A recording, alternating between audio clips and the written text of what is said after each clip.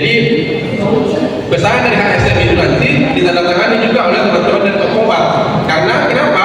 PBF itu hanya melayani kepada sarana pelayanan kefarmasian yang memiliki penanggung jawab tenaga kefarmasian. Itu sudah final mengikat itu, ya. Kalau ada PBF nanti melayani HSM langsung, tidak. Kenapa PBF itu? Karena salah jalur. Nah, distribusinya yang ada adalah di toko obat dulu, toko obat kemudian melakukan apa istilahnya itu supervisi.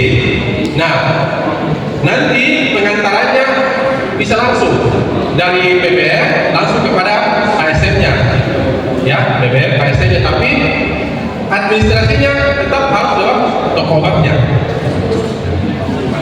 Bapak Ibu, bukankah ini lebih gampang mengontrol obat-obat yang ada di warung-warung?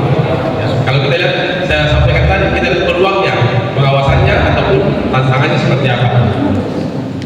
Ya, kemudian jumlah eceran, jumlah eceran ini dilakukan mandiri oleh HSM kepada toko obat pengampunnya, ya. Tentunya melalui penanggung jawab tenaga penunjang tenaga hukum tadi itu, ya. Penanggung jawab toko obat melakukan supervisi, ya, verifikasi permintaan dari HSM. Jika permintaannya eceran akan dilayani secara sendiri. Namun jika jumlahnya tidak eceran, maka melalui mekanisme pesanan ke industri farmasi, PBF atau PBF cabang, ya. Kemudian toko obat mengirimkan barang ke HSM ataupun pihak HSM dapat mengambil sendiri ke toko obat, ya. Itu ya mekanismenya saja, ya. Next. Nah, seluruh kegiatan pengelolaan di bawah supervisi penanggung jawab, ya. Dalam hal ini adalah tenaga vokasi di toko obat dan di HSM-nya masing-masing mampu oleh penanggung jawabnya. Tenaga pendukung dan tenaga penunjang kesehatan wajib memiliki sertifikat pelatihan. Nah, ini yang saya sampaikan tadi di peraturan BPOM itu menyebutkan bahwa wajib memiliki sertifikat pelatihan terkait dengan kegiatan pengelolaan obat sesuai dengan ketentuan peraturan undang-undangan. Kegiatan pengadaan ini juga harus membawa supervisi penanggung jawab toko obat, ya. Sesuai dengan Undang-Undang 17 yang pasal 145 itu bahwa harus dilakukan oleh tenaga kefarmasian dengan memperhatikan pasal tersebut untuk mendukung perluasan akses obat. Maka kebijakan seluruh kegiatan pengelolaan obat di HSM di bawah supervisi penanggung jawab toko obat. Nah, inilah yang saya katakan tadi. Jadi karena undang-undang kesehatannya menyebutkan seperti itu, maka kita mengambil jalan tengahnya. Bagaimana supaya HSM yang disebutkan di undang-undang kesehatan itu ada pengelolaan dan tenaga kefarmasian, maka dilakukan supervisi ini bahwa toko obat itu HSM itu di bawah supervisi penanggung jawab daripada toko obatnya, ya. Sebelum peraturan ini keluar, ya, kan sudah melibatkan seluruh kepala PT termasuk saya juga komisi ujungnya. Komisi ujung saya sepakat sebagai pribadi begitu. Gimana ceritanya mau disupervisi, ya, seperti yang saya bilang tadi. Tapi ya dengan dasar macam-macam itu akhirnya keluar. Ada dulu kita bilang begini, terus bagaimana dengan di HSM nanti, apa yang mereka kerjakan? Oh enggak, tenaga terlatih di HSM itu nanti cuma menyampaikan bahwa oh ini Paramex obat sakit kepala, ini Otrexx Micra obat untuk sakit kepala sebelah, ya. Itu pemahaman kami sebelumnya. Kenapa? Karena tidak mungkin kan tenaga terlatih itu menggantikan tenaga farmasi. Asal hal yang mustahil. Oh, mereka sudah kuliah 3 tahun, apalagi dari SMP 3 tahun, masuk lagi di 3 tahun, masuk S1 4 tahun, masuk apoteker 1 tahun. Yang praktis berapa tahun kuliah? Masa tergantikan dengan orang yang dilatih cuma 1 bulan, 2 bulan? Mau kami ini tidak mungkin, hal yang tidak mungkin. Tetapi untuk menteknisinya ya tidak ada supervisi toko obat. Dan begini, ya, kita ingin bahwa karena ini kan pengawasan. Coba next transaksi. Ya, ini saya kira pengawasan yang dilakukan oleh internasional.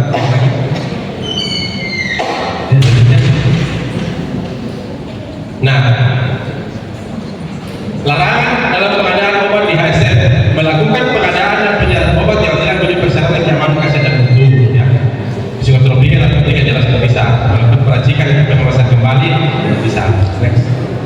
Nah ini yang saya mau sampaikan adalah dalam peraturan ini kan sudah diatur peringatan keras, penghentian sementara kegiatan dan pencabutan izin. Jadi begini, kalau yang 1, 2, 3, 4 ya, yang 1, 2, 3, 4 ini itu kan sudah biasa di sarana pelayanan kefarmasian. Ini kan HSM ini kan belum, dalam artian bahwa kalau nanti ada HSM yang tidak memenuhi ketentuan seperti itu, ya HSM-nya kita hentikan sementara kegiatannya. Ya. Memang akan menambah pekerjaan kami di Badan POM untuk mengawasi yang sekian ribu dan masih banyak kekhawatiran masyarakat pasang kepada mengawasi hal tersebut. Ya. Namanya ASN yang kita selalu mengatakan siap. Ada pernah kita mengatakan tidak sanggup. Ya. Namanya kita ini adalah orang yang digaji oleh rakyat. Kalau rakyat menurut kita, ya kita laksanakan sebatas kemampuan kita. Tetapi percaya Bapak Ibu bahwa sekarang ini kan kita melakukan pengawasan berbasis risiko. Jadi ada track record ya, dengan track record pelanggaran, ya baik pelanggaran yang diawasi oleh Badan POM ataupun laporan masyarakat itu menjadi nilai tersendiri bagi kita bahwa itu akan menjadi prioritas. Jadi dengan adanya seperti ini nanti akan ada ASN yang dihentikan sementara kegiatannya apabila tidak memenuhi ketentuan yang di atas, sama seperti apotek atau toko obat pun demikian. Dan ada juga rekomendasi pencabutan izinnya kepada pemerintah daerah atau pemerintah kabupaten kota apabila dia melanggar. Kan otomatis namanya HSM nantinya kan seharusnya ya memiliki izin. Memang yang kasus ini yang tidak memiliki izin, yang istilahnya ini ya, yang tidak ada izin sama sekali ya. Tapi dengan adanya peraturan ini kita harapkan bahwa ada sanksi kepada HSM yang faktanya sudah menjual obat tetapi belum dilakukan pengawasan. Nah ini ya, yang saya bilang tadi sudah terjadi, kita tinggal aturannya. Kalau kita mau yang sebelum terjadi, kita stop di awal, tahu kan? Sudah tidak memungkinkan ini, sudah begitu masifnya. Next. Nah, ini Bapak Ibu bahwa paling lambat 17 Oktober tahun 2026 peraturan ini akan diberlakukan ya. Mudah-mudahan dalam jeda waktu sekitar beberapa bulan ke depannya ini sudah ada keputusan dari tadi itu yang upaya-upaya oleh teman-teman di Mahkamah Konstitusi dengan di Mahkamah Agung. Jadi undang-undang itu Bapak Ibu semuanya itu bisa judicial review kepada Mahkamah Konstitusi untuk membatalkan norma yang ada pada undang-undang, ya, membatalkan sebagian atau seluruhnya. Kalau dalam bentuk peraturan pelaksananya itu ke Mahkamah Agung untuk membatalkan PP, membatalkan Permenkes, Permepom ke situ. Tapi kalau nanti judicial review-nya duluan keluar kemudian menghapus HSN-nya, maka semua peraturan pelaksananya itu batal dihukum. Ya. Saya kalau apoteker perbedaan saya sebagai farmasis, saya mau supaya ini terjadi, supaya dihapus itu HSN-nya, udahlah. Kita bertaruh di bidang pekerjaan farmasi saja. Nah, tapi kita tidak tahu arah ini ya. Memang kita mau supaya produk hukum itu tidak ditunggangi oleh kepentingan politik, tetapi dalam kondisi realnya, ya, karena undang-undang itu adalah produk politik, maka pastilah juga ada produk politik di belakang tersebut. Next. Baik. Saya kira itu yang saya dapat sampaikan ya. Ini saya kira sudah saya sampaikan tadi terkait bagaimana untuk mendorong DC ini memiliki yang DC HSM untuk memenuhi sertifikat CDOB, kemudian HSM yang tidak memiliki DC untuk dapat menjadi kerjasama dan terkuat untuk dapat menjadi pengampu daripada HSM tersebut. Saya kira itu yang dapat saya sampaikan.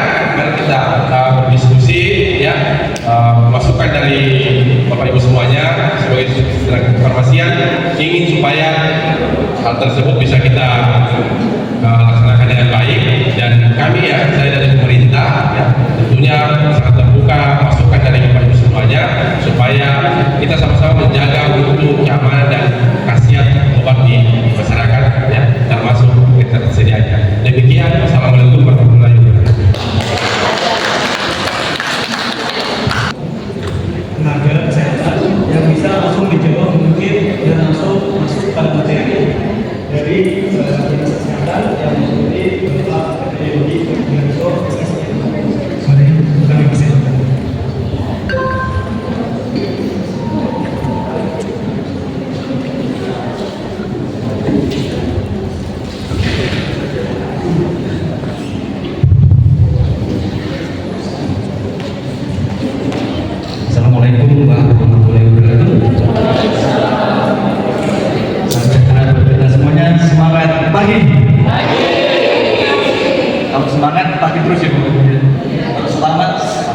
pagi, siang, malam. Tadi saya sudah perkenalan, tadi mewakili kepala dinas, sekarang perwakilan dari dinas kesehatan. Dalam hal ini saya diberi tugas oleh Pak Ketua. Kalau dari sini teman-teman dari tenaga vokasi farmasi mungkin sudah hafal, tapi di sini ada kita mengundang ibu kader ya, kader. Yang ibu kader yang mana sih? Yang ibu kader cuma dua. Nanti dimana sama kepala puskesmas. Biasanya kader itu semangat ya. Jadi tadi Pak Gerso sudah menyampaikan itu salah satu pekerjaannya tenaga vokasi farmasi untuk sekalian. Terus perannya apa sih tenaga vokasi? Ya sekali lagi untuk teman-teman tenaga vokasi ini sudah hafal ya, tapi untuk refreshing aja. Lanjut. Berawal dari Undang-Undang Nomor 17 Tahun 2023 tentang kesehatan di Indonesia. Jenis tenaga kesehatan yang termasuk dalam kelompok tenaga kefarmasian itu diantaranya apoteker spesialis, apoteker, dan tenaga vokasi farmasi. Ya, tadi yang disebutkan oleh Pak Ketua, bagaimana yang izin dari SMK farmasi, dari S1 farmasi, nah, itu seperti yang perawat harus ngambil nas. Kalau S1 farmasi harus ngambil apoteker, baru boleh berpraktek ya. Jadi dalam hal ini yang boleh praktek D3 ya. Jadi teman-teman ini tenaga dulu tuh, saya dulu dari sekolah menengah farmasi di Malang. Dulu namanya asisten apoteker. Asisten apoteker yang senior-senior udah tahu ya, asisten apoteker ya. Ya itu ya, jadi asisten juga itu. Kemudian berubah jadi tenaga teknis kefarmasian. Sekarang berubah lagi tenaga vokasi farmasi. Tambah keren kan? Ya ini siapakah tenaga vokasi farmasi? Tapi ini kadang-kadang bisa terjadi juga loh. Saya tanya sama teman-teman tenaga vokasi farmasi, siapa tenaga itu? Nanti tahu-tahu brengsek. Tetap saya bisa ya. Jadi untuk memperkenalkan ya, untuk kader ya, biasanya tuh kebalik-kebalik. Ini apoteker, ini tenaga vokasi disebut apoteker, bolak-balik itu sering kami dengar ya. Termasuk monijin untuk kepala puskesmas. Ada beberapa zaman dulu kepala puskesmas itu kebalik-kebalik. Waduh, apoteker saya, padahal tidak ada apoteker. Adanya dulu tenaga teknis farmasi, ada asisten apoteker. Jadi ini supaya terkenal ya, siapa tenaga vokasi farmasi. Tenaga vokasi farmasi merupakan profesional yang memainkan peran penting dalam bentuk pelayanan tepat di era modern. Mereka merupakan garda terdepan yang mendedikasikan keahlian mereka untuk memastikan pasien menerima obat yang tepat, aman, dan efektif. Ya, saat ini jadi masalah. Ya, yang seharusnya itu ranahnya tenaga vokasi farmasi dan sekarang dilimpahkan tadi disampaikan oleh Pak Sondan. Nanti yang ditunjuk oleh supermarket, minimarket, hipermarket, ya nggak usah apa lagi. Harapan kami minimal murid-murid beliau sekolah SMK farmasi ya, atau S1 farmasi, mudah-mudahan ya itu. Tapi namanya pengusaha ya, mungkin mereka nyopot dari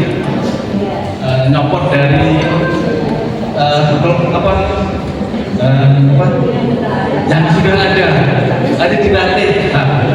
Sampai saat ini saya masih belum ada jawaban untuk sekalian. Di Permenkes saya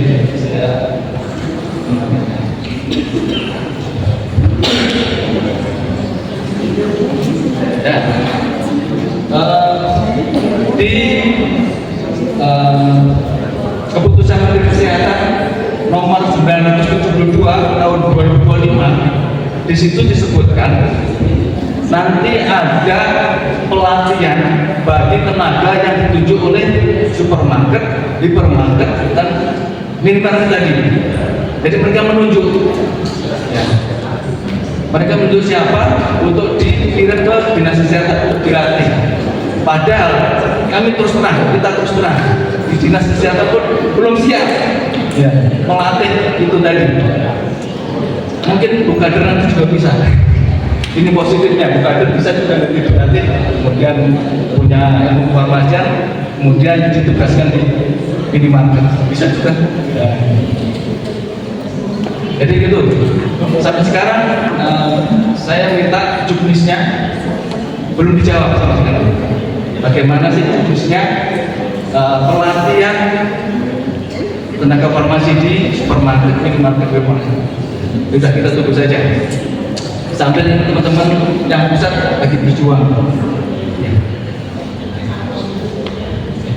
Intinya tadi tenaga farmasi itu sebenarnya yang atasnya ini pasien atau masyarakat ini utamanya harus menerima obat dengan tepat, aman, dan efektif. Jangan sampai ini terpengaruhi Bapak sekalian. Siapapun juga nanti yang ditugaskan obat-obat yang sampai di masyarakat jangan sampai bergeser dari sini. Tepat, aman, dan efektif. Ini kuncinya di sini. Mudah-mudahan biarpun siapa nanti yang bertugas tetap itu dipertahankan sehingga tidak ada kejadian hal yang tidak diinginkan terkait obat. Kemudian ini ada definisi juga, tenaga vokasi farmasi adalah profesional bidang kefarmasian yang telah menempuh pendidikan diploma D3 Bapak Ibu ya, diploma farmasi. Mereka dibekali dengan pengetahuan dan keterampilan bidang kefarmasian. Bidang kefarmasian itu salah satunya terkait obat-obatan. Obat-obatan itu macam-macam, bisa obat tradisional, obat kimia, ada fitofarmaka, macam-macam. Sekarang kalau alam obat bahan alam, obat tradisional dulu.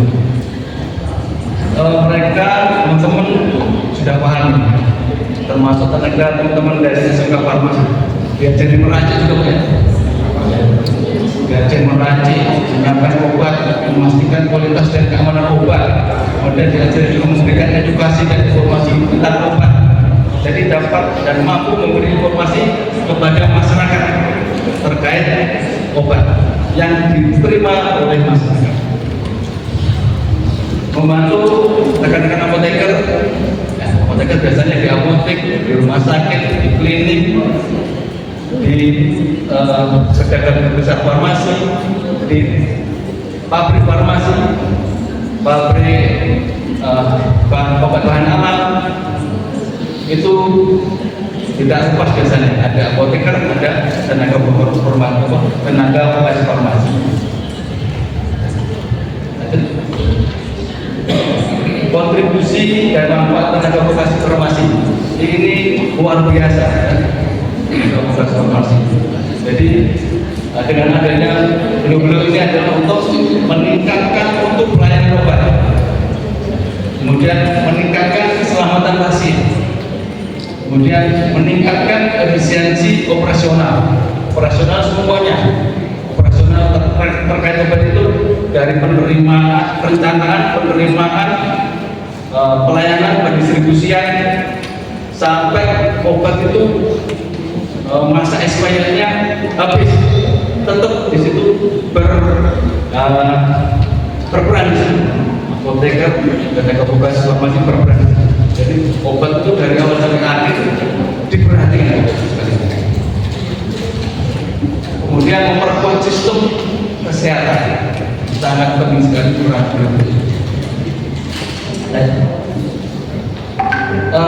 teman-teman tenaga vokasi farmasi punya standar Bapak Ibu sekalian. Kalau tidak punya standar tidak akan lulus uji perguruan tinggi. Yang Jadi bisa mencatat kebutuhan informasi, bisa memesan setiap farmasi, bisa menerima setiap farmasi. Menerima pun Bapak Ibu, menerima itu tidak asal-asal menerima ya. Dicek macam-macam. Kalau sudah sesuai baru masuk di toko obat, masuk di apotek, masuk di rumah sakit, masuk di klinik. Ya, ini saya sampaikan supaya Bapak Ibu kenal ya terkait tenaga vokasi farmasi dan pekerjaannya. Termasuk membantu menghitung kebutuhan obat-obat di tempat dia bekerja. Itu bersama-sama apoteker merencanakan. Apalagi Mas Aceh itu sudah keahlian mereka yang sudah itu ya. Ada menurut ya. Bapak Ibu tahu etiket Bapak Ibu? Etiket bukan tahu. Apa ya? Bukan tahu etiket. Pernah ke puskesmas? Pernah berobat? Kemudian pernah dapat obat? Di obat itu ada apa saja selain obat? Ada bungkusnya. Selain bungkus ada apa? Ada tulisannya. Tulisan itulah informasi. Informasi cara minum obat. Itu jangan dibuang ya. Itu yang menulis salah satunya adalah tenaga vokasi farmasi.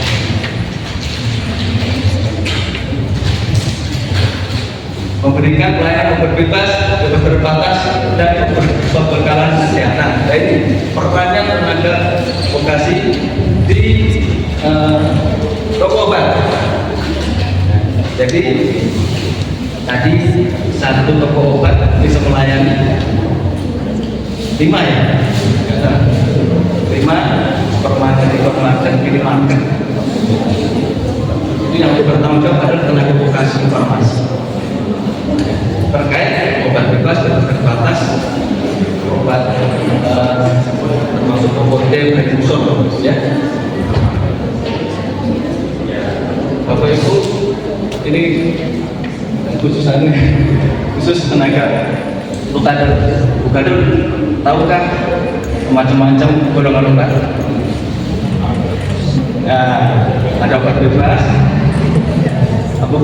bebas terbatas, obat keras, psikotropika, narkotika, ya, dan obat bahan alam. Ya.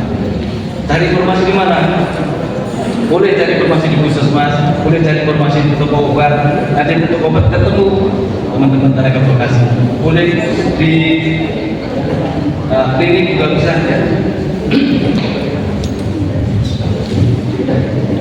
Ini semuanya perannya ada di tenaga vokasi farmasi. Nah, peluangnya ya mungkin nanti punya putra putri yang mau masuk ya masuk dari tenaga vokasi. Peluangnya kerjanya banyak ya. Ini yang saya catat cuma seberapa saja. Bisa di rumah sakit, bisa di klinik, bisa di puskesmas, bisa di toko obat, bisa di pabrik kosmetik dan golongan B. Kalau mau jadi penanggung jawab toko industri kosmetik, nanti koordinasi dengan Pak Kirson. Harus ada tambahan sertifikat cara produksi kosmetik yang baik. Termasuk bisa bekerja bisa sebagai penanggung jawab, produksi usaha kecil, usaha mikro obat bahan alam, jadi obat-obat tradisional bisa. Yang sebagai penanggung jawab adalah tenaga vokasi farmasi. Syaratnya yang mutlak ada 2. Tenaga vokasi farmasi itu bisa bekerja atau bisa praktek itu yang diurus minimal STR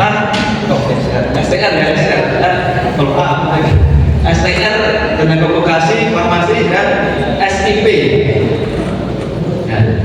surat izin praktek tenaga vokasi. Teman-teman tenaga vokasi farmasi itu untuk SIP yang dulu boleh diurus di dinas kesehatan. Tetapi untuk saat ini mengurus SIP semua, SIP tenaga vokasi, SIP dokter, SIP apoteker, semua SIP mengurusnya di DPR Dinas Penanaman Modal dan Perizinan Satu Pintu. Jadi di Dinas Kesehatan tidak lagi mengurusi terkait surat izin praktek. Terus apa yang diurusi oleh Dinas Kesehatan? Yang diurusi adalah pembinaan dan pengawasan. Yang sekarang ini tambah ruwetnya tadi ketambahan tadi satu toko obat melayani boleh satu toko obat melayani 5 SHM tadi ya. ASN ya, supermarket market ya, itu kita sudah atur strategi mulai dari sekarang, tapi masih dihitung-hitung pasti hasilnya kekurangan tenaga gitu. Nah nanti mohon izin kepala puskesmas, kami pasti melibatkan teman-teman yang khusus yang dulu saja dari jalur distribusi obat ya, jalur distribusi obat itu dari pabrik obat, kemudian ke BPR, pedagang besar farmasi, kemudian baru ke toko obat.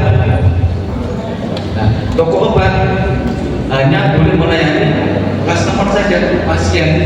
Nah sekarang toko obat boleh melayani tadi 5 tadi. Ya. Ini kalau kami jadi dinas kesehatan enggak itu juga, tapi itu dinas apa tugas kita. Jadi tugasnya kami adalah pembinaan dan pengawasan. Apa yang dibina, apa yang diawasi. Salah satunya kami memastikan SIP-nya masih hidup, masih berlaku ya, masih berlaku.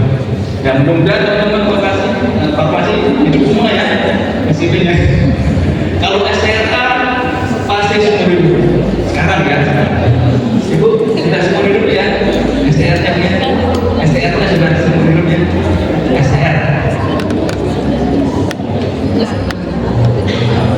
Oh, aman. Jadi beliau sudah menyerahkan ke teman-teman yang junior ya. Siap, makasih. Itu, jadi tugas kami itu terus terang, kami mengawasi apotek saja di Balikpapan belum plong, belum 100%, apalagi toko obat. Ini terus saja ya. Tapi nggak apa-apa, kami terus. Itu tujuannya supaya tenaga vokasi farmasi dimanapun juga bisa melaksanakan tugasnya dengan sesuai peraturan ya. Kami Dinas Kesehatan bersama BPOM, saling koordinasi. Biasanya kalau timnya Pak Gerson, timnya BPOM survei di salah satu toko obat, salah satu klinik atau apotek ada temuan, pasti haruskan ke kami. Nah, kami juga menindaklanjuti. Jadi kami sama-sama membina. Ya. Gitu ya. Ceritanya seperti itu. Tapi teman-teman sudah semua langsung ya, sudah punya SRA sebenarnya. Kalau ada kendala bisa kita bantu terkait SRA sebenarnya.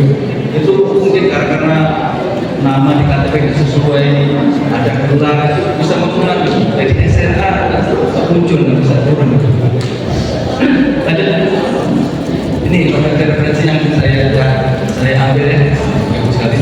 Nah, demikian dari kami dari Dinas Kesehatan, informasi yang singkat ini mudah-mudahan bermanfaat. Kurang lebihnya mohon maaf. Assalamualaikum warahmatullahi wabarakatuh.